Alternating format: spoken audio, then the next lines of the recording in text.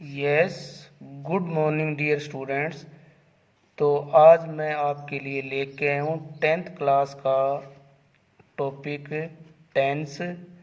Tense and his sub part, उसकी tense की definition और उसके जितने के कौन कौन से सब पार्ट होते हैं उसको रीड हमने पिछले वीडियो में किया था। और अब हम स्टार्ट करते हैं the present continuous the present continuous tense और प्रेजेंट प्रोग्रेसिव टेंस। यहाँ से हम स्टार्ट करना है। पिछले वीडियो में प्रेजेंट इंडेफिनिट कर लिया था। इसकी हिंदी में पहचान क्या होती है? वाक्य के अंत में रहा है, रही है, रहे हैं आदि की आवाज़ आती है। वाक्य के अंत में रहा, रही है इसकी आवाज़ आती है। जैसे वह खेल रहा है, वह स्कूल जा रहा है, वह गाना गा रहा है, ऐसे आता है। इन इंग्लिश और इंग्लिश में subject plus is are am, is, are या एम, इन तीनों में से एक आता है। वर्ब की फर्स्ट फॉर्म प्लस आईएनजी आता है प्लस ऑब्जेक्ट आता है। एग्जाम्पल, जैसे इसका एग्जाम्पल हो गया he is going, he is playing. इसमें ही जो है वो सब्जेक्ट है, इज हेल्पिंग वर्ब है और गो के साथ फर्स्ट फॉर्म आई है, ये हेल्पिंग वर्ब, ये मेन वर्ब है। तो ऐसे तो इसके नीचे एक इससे रिलेटेड एक चार्ट दिया हुआ है, chart of present continuous tense, यानी प्रेजेंट कॉन्टिन्यूस टेंस का एक चार्ट बनाया गया है। इसमें एक तरफ ये पर्सन दिए गए हैं, first person, second person, third person, और form of tense. Form of tense का अफर्मेटिव में कैसे बनता है, नेगेटिव में कैसे बनता है, इंटेरोगेटिव में कैसे बनता है। इधर ऊपर दिया गया है सिंगुलर नंबर और प्लूरल नंबर, एक वचन संज्ञा और बहुवचन संज्ञा। तो अफर्मेटिव में कैसे बनता है? फर्स्ट पर्सन आई और वी, ये फर्स्ट पर्सन होता है, आई सिंगुलर नंबर होता है और वी जो होता है वो प्लूरल नंबर होता है। आई एम प्लेइंग, इसका प्लूरल कैसे बनेगा? We are playing. ठीक है।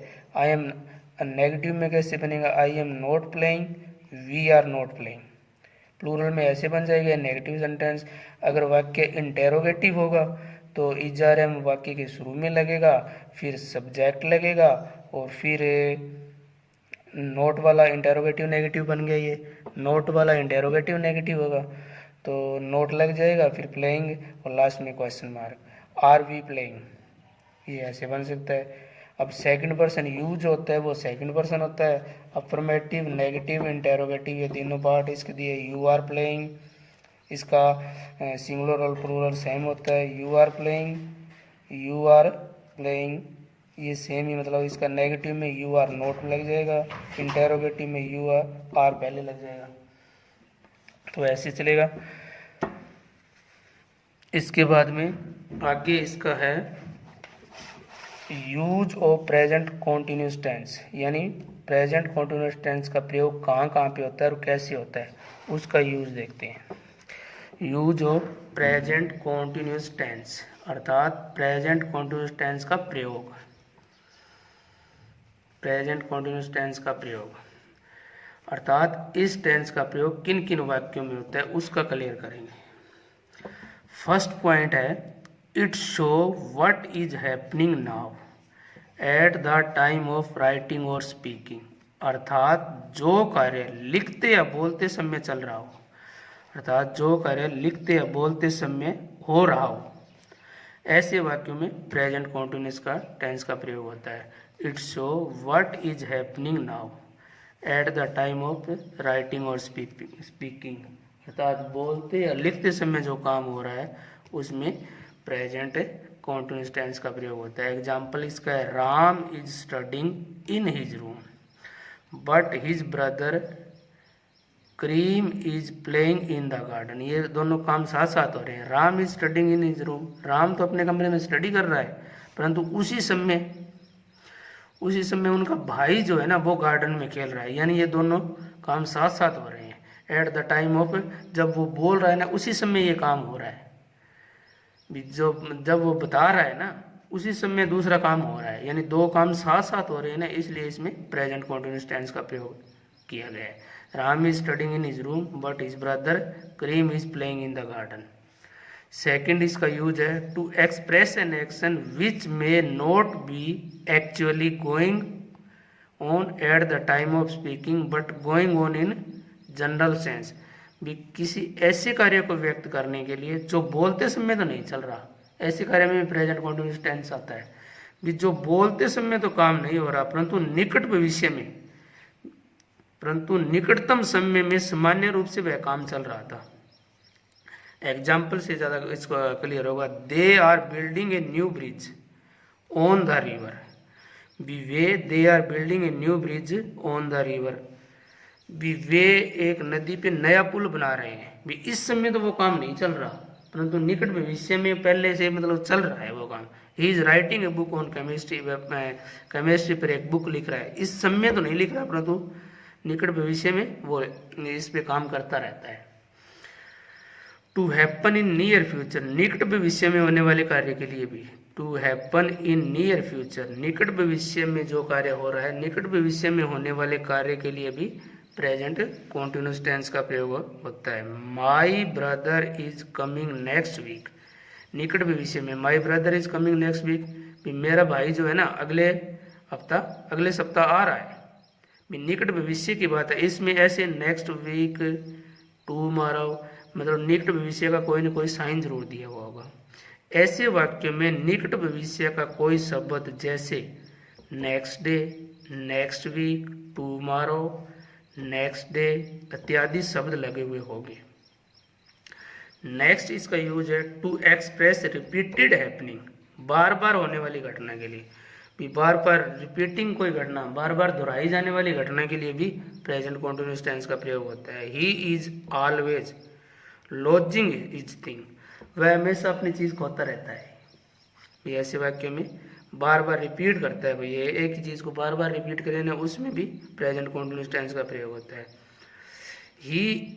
His son is always bringing strange friend home, उसका भाई जो है ना, उसका लड़का जो है ना, वो रोज अजनबी मित्रों को अपने घर पे लाता है, यानी ये बार बार रिपीट करता है, बार बार लेके आता है। तो ऐसे में अब इसका आगे यूज क्या है, the flowing use are not normally used in the continuous form. ये जो वाक्य है ना, ये नीचे जो वर्ब दिए हुए हैं कुछ, the flowing verb are not normally used in present continuous form, अर्थात निम्नलिखित वर्ब के साथ कभी भी प्रेजेंट कंटिन्यूअस टेंस का प्रयोग नहीं किया जाता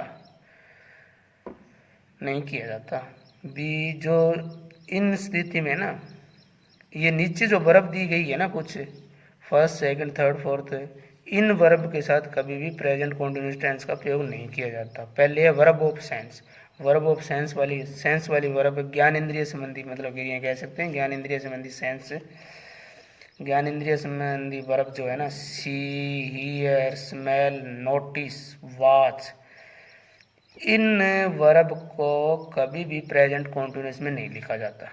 इन वर्ब को कभी भी प्रेजेंट कॉन्टिन्यूअस में नहीं लिखा जाता। अब वर्ब ऑफ इमोशन वाली वर्ब जो है, want, wish, desire, refuse, forgive, care, like, hate, dislike, ये वर्ब भी कभी भी प्रेजेंट कॉन्टिन्यूअस में, डिसलाइकिंग जैसे कि हेटिंग, ऐसा कुछ नहीं लिखा जाता, लाइकिंग ऐसा कुछ नहीं। ये वर्ब अगर प्रेजेंट कॉन्टिन्यूअस टेंस में भी प्रयोग होगी ना, तो ऐसे की ऐसे ही मतलब सीधी ये वर्ब आएगी, नहीं कि आईएनजी वाली फॉर्म इनके साथ कभी भी, ये और ये जो है आईएनजी वाली फॉर्म इनके साथ कभी भी नहीं लग सकती। वर्ब ऑफ थिंकिंग, मानसिक क्रियाएं वाली verb, think, feel, realise, understand, mean, suppose, believe, expect, forget, remember, recollect. Verb of passion वाली है, passion, on, off, belong, appear, seem, resemble, ये वर्ब भी कभी भी, इन वर्ब को भी कभी भी प्रेजेंट कॉन्टिन्यूअस में प्रयोग नहीं किया जाता। आगे इसमें क्या लिखा है, मिसलेनियस वर्ब, यानी बहुवचन जो फुटकर क्रियाएं जिनको बोल सकते हैं, मिश्रित जो क्रियाएं हैं उनको बोल सकते हैं, इनको भी कभी प्रेजेंट कॉन्टिन्यूअस में प्रयोग नहीं किया जाता। Consist, contain, cost, depend, matter. आगे इसके बारे में कुछ नोट और लिखा हुआ है। How ever the above verb can be used in the present continuous form when they have different meaning, परंतु इनका मीनिंग अगर अलग मीनिंग हो ना जब इनका कोई, और when they show the different sense, या कोई अलग सेंस दिखाए, तब इनको प्रेजेंट कॉन्टिन्यूस में यूज किया जाता है। परंतु अबोव वर्ब कंटिन्यूस फॉर्म में प्रयोग होगी अगर वो वाक्य में अलग मीनिंग या भाव प्रस्तुत करेगी। अगर इनका भाव या मीनिंग अलग होगा ना तो ये प्रेजेंट कॉन्टिन्यूस में यूज होगी। जैसे सी है, सी का सींग बन जाएगा, परंतु तब उसका मीनिंग अलग होगा। सींग का मीनिंग यहाँ देखने से नहीं होगा, मतलब सी का मीनिंग मिलना होगा। I am seeing the officer tomorrow, मैं कल ऑफिसर को देखने जा रहा हूँ, ये मीनिंग नहीं हो, मतलब इसका होगा मैं कल ऑफिसर से मिलने जा रहा हूँ। इसका देखने से सी मीनिंग तो देखना होता है, परंतु इसका एग्जैक्ट मीनिंग यहाँ पे मिलना है। यानी डिफरेंट मीनिंग जब होगा ना तो ये प्रेजेंट कॉन्टिन्यूस में प्रयोग होगी। नेक्स्ट थर्ड है इसका, थर्ड टेंस है present perfect tense. Dear student, ये टेंस आपके लिए बहुत इंपॉर्टेंट होता है। हमेशा ही present continuous present perfect tense का बहुत ही ज़्यादा यूज होता है इसमें। तो थर्ड टेंस इसका सब पार्ट है प्रेजेंट परफेक्ट टेंस।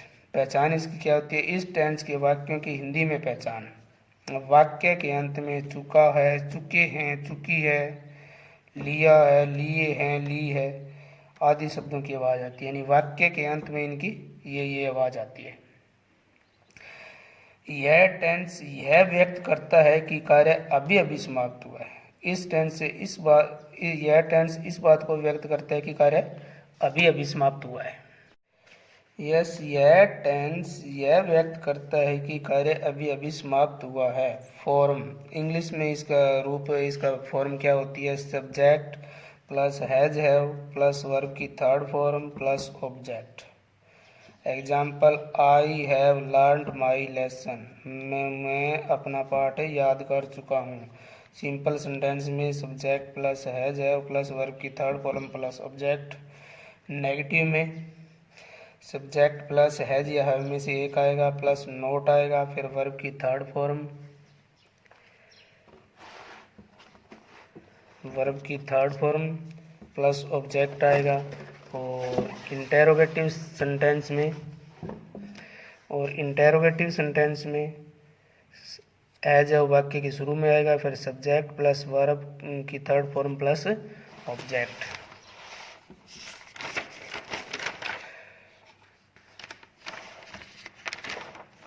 अब आगे इसके अलग अलग इसका दिया हुआ है रूप देखते हैं।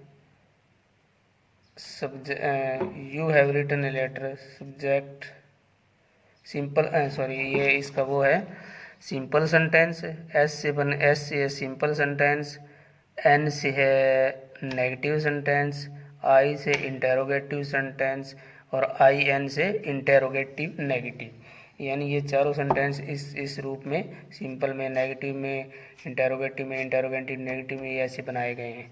जैसे पहला सेंटेंस है you have written a letter, you subject है इसमें,